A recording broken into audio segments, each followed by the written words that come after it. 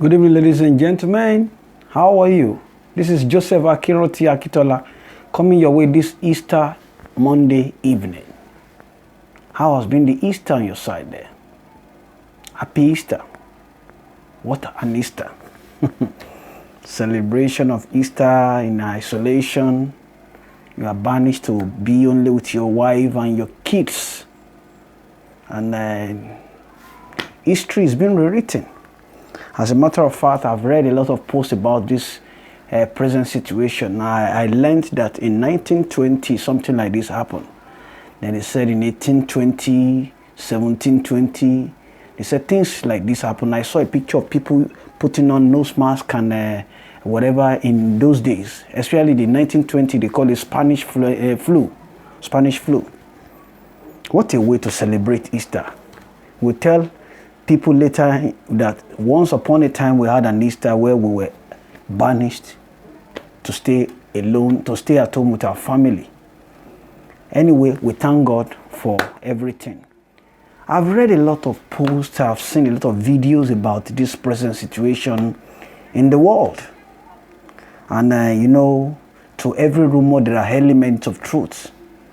As I was perusing all those posts for the past 3 weeks now, or 1 month, the clear picture I'm trying to get is that what is going on right now is beyond a pandemic effect of COVID-19. I think there's a global supremacy fight right now. There's a war going on. And I think we're in the Third World War. That a lot of things are happening. The power tussle being played out.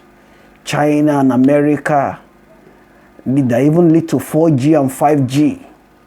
And I think I want to go by the word of Wayne Dyer that says, if you change the way you look at things, what you look at will change. The moment I began to rethink and to change my thinking or my focus or my perception of the present situation from just being a pandemic, an outbreak of a disease to a consideration about, could this be a war? Is there anything happening that we don't know yet in Africa? Then suddenly I began to see similarities between some events that has happened before. I remember I've read a lot about 1915 First World War and then 1945 Second World War. And I think maybe we're in the Third World War.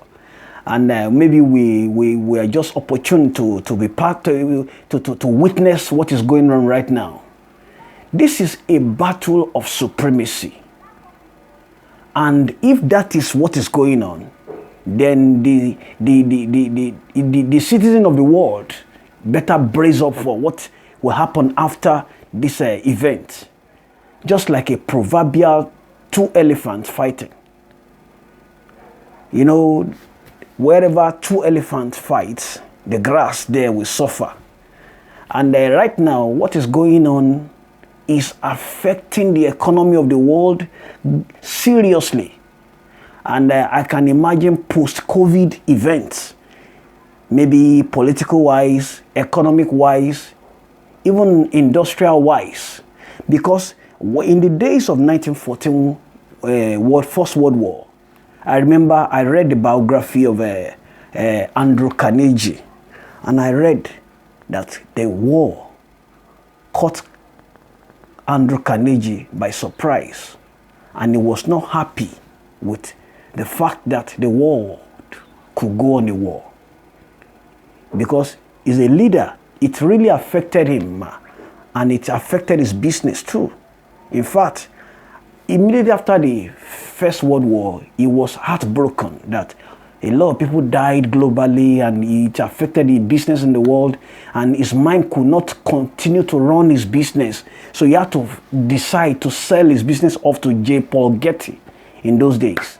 And it really affected him health-wise and mentally too. Then a shift happened in industrialization in the world. The same thing after Second World War. And then I think right now, this event we are going through will reshape our world. Some things will happen that we need to prepare our mind for. So that is why I've come to you this evening to ask you, look beyond what is happening right now and begin to reprogram yourself. Begin to reimagine our world and begin to reinvent yourself. One of the dominant thoughts that rules me, let me give you some. There's a quotation I have that says, carpenters bend wood, archers bend arrow, wise men fashion themselves. Then I have another quotation that says, rigidity and unwillingness to change is the energy of fools. Then I remember what a general after September 11 in America, General Sishenki said. He said, if you don't like change, maybe you will like irrelevance even less. This is a time that our world is fast changing. It calls for a lot of people to reinvent and adapt themselves, to fashion themselves. Because opportunities will begin to come in billions. But some people will not see them. Just like I said in one of my training, I said, some people make things happen, while some people watch things that happen. Some people tell things that happens, while large number of people don't know that anything is happening. As a matter of fact, it has been established that 5% of the world population make things happen. 10 to 15% watch things happen and tell things that happens, while the remaining 80% don't know anything is happening at all. So right now, I want you to begin a process of reprogramming yourself, unlearning some things to relearn some things. Let me give you one of the realities of our world right now. Virtual world is here, staring at us in the face. A lot of businesses have been told 2-3 years ago about virtual reality, and they are doing nothing about it. This is the best time to know. In fact, if I don't know if you had seen it or not, virtual reality is here right now. Those businesses that yielded to the call into virtual reality 2-3 years ago or 5 years ago are reaping the benefit right now. As businesses are locked down right now, some businesses are making cool money, even in the midst of COVID-19.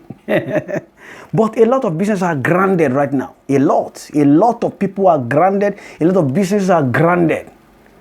Now, a lot of students are preparing for WAEC right now.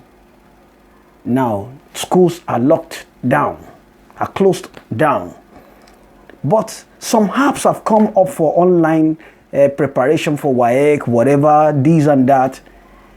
The virtual world is here right now.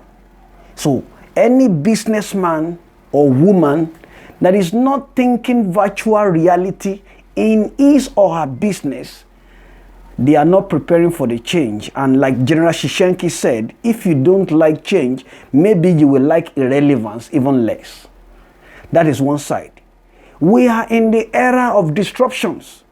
Goliath of this world are being brought down by the David of this world. A lot of technicalities and weapons of war are useless right now.